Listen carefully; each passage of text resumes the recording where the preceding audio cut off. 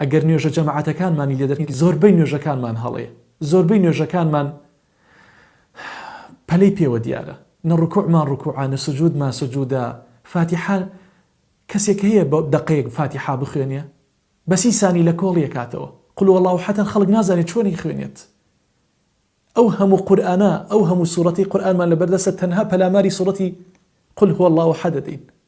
زۆربەی خوێنەوارەکانیشمان واکەن ئازیزانم. دەی پێغەمبەری خوا صلی الله علیه وسلم کە کابرایی یەتە ژوورەوە سەیرەکان نە ڕکوعی تەواوە نە سوجدەی تەواوە، فەرمووی بانگی کردوتی بڕۆرەوە دەژمێت نوێژەکەت کەرەوە، فإنك لم تصلي، تۆ نوێژت نەکردووە. پیاوەکەوتی پێغەمبەری خوا صلی الله علیه وسلم بەخوا من نوێژم کرد. فەرمووی بڕۆ نوێژت نەکرد، نوێژەکە دووبارە کەرەوە. بۆیە فەرمووی ئەسوأ الناس سەریقەة الذي يسرق من صلاته. فەرمووی خراپترین دز ئەو دزەیە کەوا لە نوێژەکەیە دزیەکات. سبحان الله. یعنی ئەگەر کەسێ بڕوە ماڵی خەڵک داگیر کات، بڕوات دزی لەو بازاڕەیە لە خەڵک بکات بە ئاشکرا، هێشتا ئەوە ئەهوەنترە لەو کەسەی کەوا لە نوێژەکەیە دزیەکات. یعنی ئیشی ئەو کەسە ئەهوەنترە. خوا پەنامان بە نوێژ چونکە مۆستانە لە بەردەم خالقەکەتە، گفتوگۆیە قسەکردنە لەگەڵ ئەڵڵایە سبحانه وتعالى. سەحابە فەرمیان وەکەیفە یەسریق من صلاته، کەس هەیە دزی لە نوێژەکەی کا؟ فەرمی بەڵێ ئەو کەسەیە لا يتم ركوعها ولا سجودها، نە ڕکوعەکەی جوان ئەبات نە سوجدەکەی جوان ئەبات. ئەها بینیتانە بەحاڵ پشتی چەمانۆتەوە نەچەمانۆتەوە، یەکسەر هەڵەسێتەوە سەمی الله لمن حەمیدە، جاری وایە سەمی الله لمن حەمیدە لە ئەرز دەیڵێت، یەک جارێ دوو جار سەر ئەدا بە ئەرزا و هەڵەسێتەوە سەلامێکە داوی تڕاکە بۆ ئیشەکەی. سبحان الله. ئەو وەستانە لە بەردەم خالقەکەتە، لە بەردەست خالقەکەتە، ئەبێ بە جوانترین شێوە بۆستیت. سوێن بەخوا بمانزانیایە تەواوی تەمەنمان ئەوەستاین لە بەردەم خالقی خۆمانە. ئەوەندە تام و چێژی هەیە. پێغەمبەری خوا صلی الله علیه وسلم کاتی ئەهاتە ژوورەوە ئەی فەرمووی یا بیلال هەستە قامەتکە ئەریحنا بها، تخوا با تۆزێ مرتاح بین.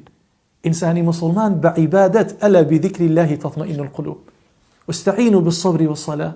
خوا فەرمیە هەر ناڕەحەتیەکتان بۆ هات بڕۆن هانا بەرن بۆ نوێژ، بڕۆن نوێژ بکەن، بڕۆن لە بەردەستی خالقتانە بوەستن. ئەگەر ئێمە بم مانایە، بم فەلسەفەیە، بم ئایدیا و بم بیرکردنەوەیە لە نوێژ تێبگەین، نوێژەکانمان وەکو ئێستا نابێت بەڕێزانم. بۆیە ئەمە پەیامێکە بۆ خۆم و بۆ ئێوەی ئازیزانم.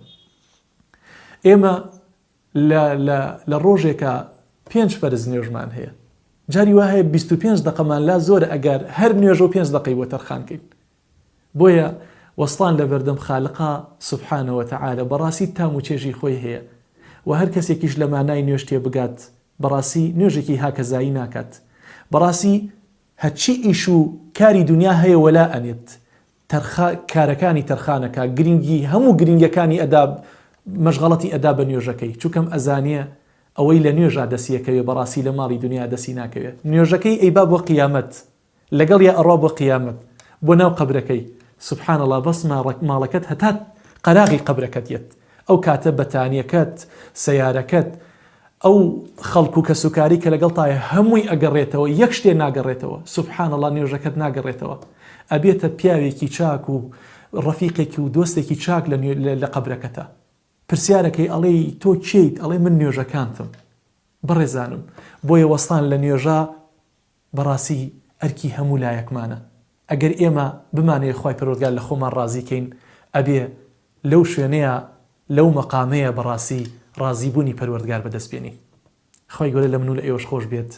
بە هیوام هەمووتان سوودتان لەم بابەتەش بینی بێت و هەمومان ئەلەم بابەتەشا کە بابەتی نوێژە و گەورەترین ڕوکنی ئیسلامە لە دوای توحید هەمووتان هۆشیار بوو بێتنەوە. بارك الله فيكم والسلام عليكم ورحمة الله وبركاته.